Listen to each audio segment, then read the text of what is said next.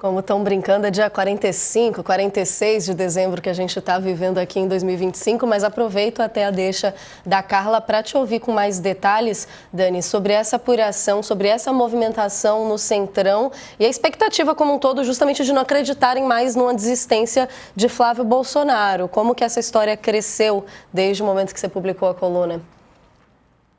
Então, Natália, é importante a gente falar que quando o Flávio Bolsonaro lançou o nome dele.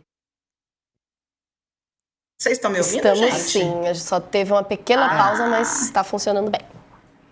Maravilha. Quando o Flávio Bolsonaro lançou o nome dele, gente, o que aconteceu foi, até por conta da própria fala errática do senador, que no dia seguinte falou, posso desistir, mas isso tem um preço, aí depois ele falou, o preço é a anistia do Bolsonaro, então, e o Bolsonaro ser o candidato, o que não vai acontecer e tal. Ali havia, primeiro, muita desconfiança em relação ao que vai ser dessa candidatura. Para onde essa candidatura vai, né? Mas o que a gente percebeu depois? A gente percebeu que Flávio Bolsonaro começou a percorrer mercado financeiro, foi falar com as lideranças, começou a colocar gente para trabalhar para ele, e aí eu, nos últimos dias, aproveitei todas as conversas que fazia com integrantes do Centrão, dirigentes, pessoas proeminentes, para perguntar, e aí, o que vai acontecer agora? Eu acho que ele vai até o fim, eu acho que ele vai até o fim, eu acho que ele vai até o fim. Por quê?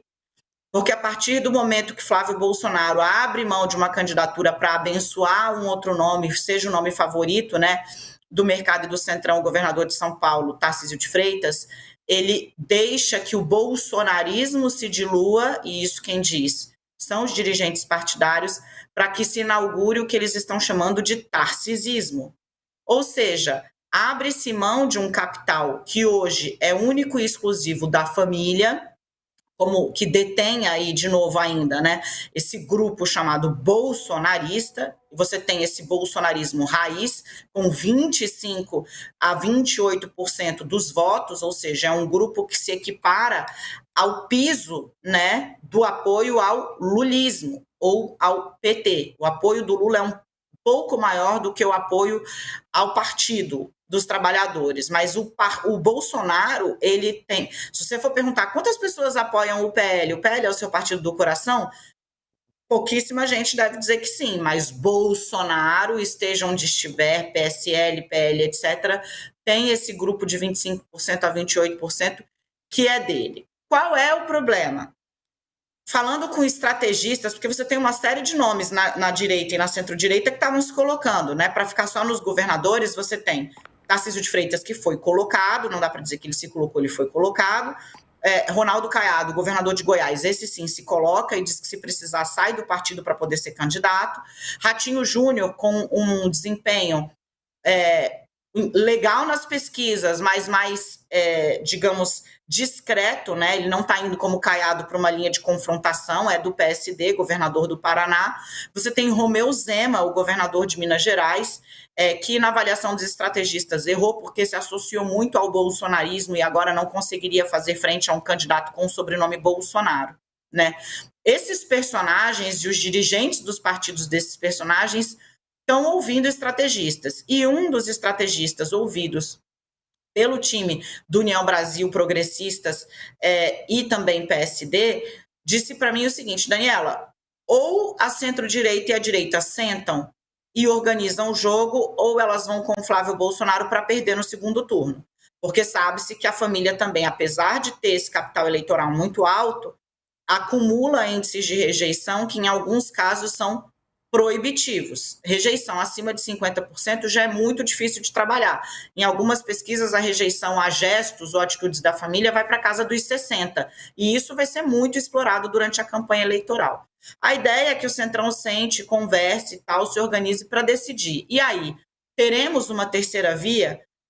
Porque isso, Natália, vai significar na prática mesmo um divórcio com o bolsonarismo, ou com o Bolsonaro, né? Trata-se de um grupo que deu suporte ao ex-presidente durante os 4 anos do mandato dele, né?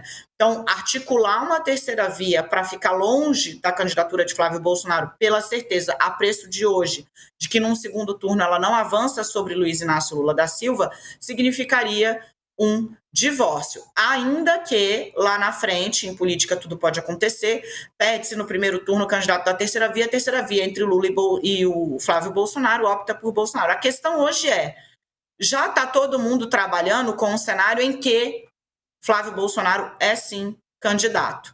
E a partir daí todas as contas estão sendo refeitas, Natália. E como organizar esse jogo, né, Sakamoto? Quero te ouvir também, mas vai ser no intervalo. Você que está acompanhando a gente pela TV, corre para o YouTube que a conversa segue por lá, mas a gente volta em 3 minutinhos. Sakamoto, queria te ouvir também, inclusive nesse divórcio que a Dani traz aqui, até para ilustrar para a gente o tamanho da discussão que está se dando e como que vai ser esse clima em 2026, né? Vai precisar de muita pipoca, porque isso aí vai ser uma doideira até março, abril. O Tarcísio tem até 4 de abril para se desincompatibilizar do cargo de governador, né? De sair fora para poder competir à presidência da República. E aí é o seguinte, se você vai ter... mano, vai, bora lá mesmo com o Flávio, vai que ele não sai na última hora. Aí é o seguinte, o Tarcísio vale a pena trocar uma reeleição mais fácil, eu já vou falar que não é tão fácil, por uma eleição difícil com o Lula, né? O Lula cavalgando a máquina pública, né? É difícil imaginar isso, né? Até porque é o seguinte, a Faria Lima e o Centrão, eles gostam de dizer, não, a gente pode, vamos construir um candidato, a gente não precisa do Bolsonaro. Gente, se a Faria Lima tivesse esse cacife todo, o PSDB não tinha saído do poder nunca, tá? O Alckmin tinha ganhado, o Aécio tinha ganhado, o Serra tinha ganhado em todas aquelas disputas e não ganhou, apesar do apoio, né? Ah, não, mas o Centrão apoiando funciona. Vamos lembrar o tamanho da coligação do Alckmin em 2018 também, né? A coligação do Alckmin era uma coisa gigantesca e quem foi para o segundo turno foi o Nanico PSL com o Bolsonaro, sem tempo de TV praticamente.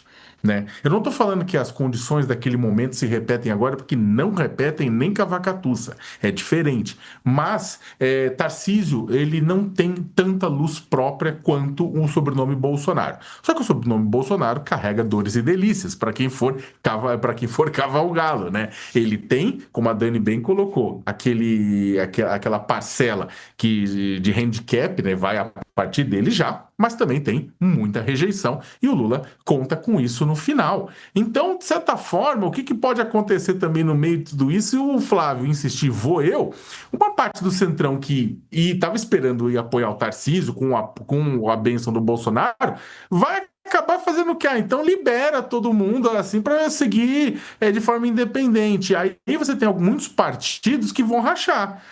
União Brasil, um PSD, entre outros, parte vai com o Flávio, parte vai com o Lula, né? Normalmente uma divisão, inclusive territorial no Brasil, e parte não vai com ninguém, buscando, é claro, a sobrevivência dos próprios partidos.